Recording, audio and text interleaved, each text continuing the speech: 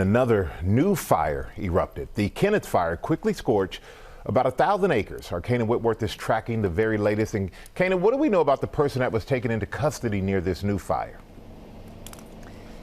Yeah, Michael, deeply concerning here. We're hearing from LAPD that a person is detained in connection with that Kenneth Fire as they investigate it as arson. And now that fire started as firefighters were still trying to save homes and communities like this one here in Altadena. And sadly, as that death toll rises to 10 here, as Matt Gutman was alluding to, these are areas that they still have to go through with cadaver dogs at this point.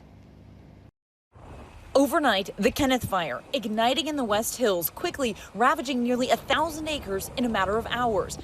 Evacuation orders expanding rapidly, and LAPD says they have detained someone in connection as they continue their arson investigation. The speed at which this fire went is just unbelievable. Santa Ana winds picking up again Friday, gusts already at 81 miles an hour. We are expecting this fire to rapidly spread due to high winds. 180,000 residents told to evacuate and more than 300,000 without power. Overnight, the Palisades fire growing.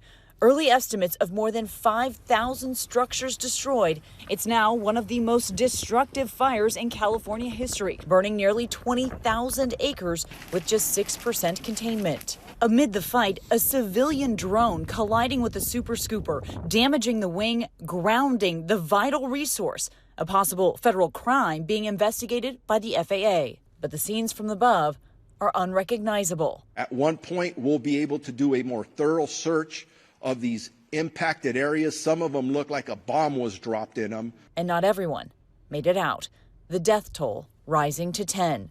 As Governor Gavin Newsom deploying 8,000 firefighting and emergency personnel, including the National Guard, firefighters pouring in from all over the country to help assemble at the front lines, battling the flames and the wind. A lot of the damage out here looks a little bit more like a hurricane. When you think of life-threatening, catastrophic wind event, this is the aftermath. This is a pine tree that snapped at the top and went crashing down into the road. And for many, they fear returning is not an option. At our age, it's going to take years to come back, for our village, for our beautiful town to come back. It's surreal. I'm numb still.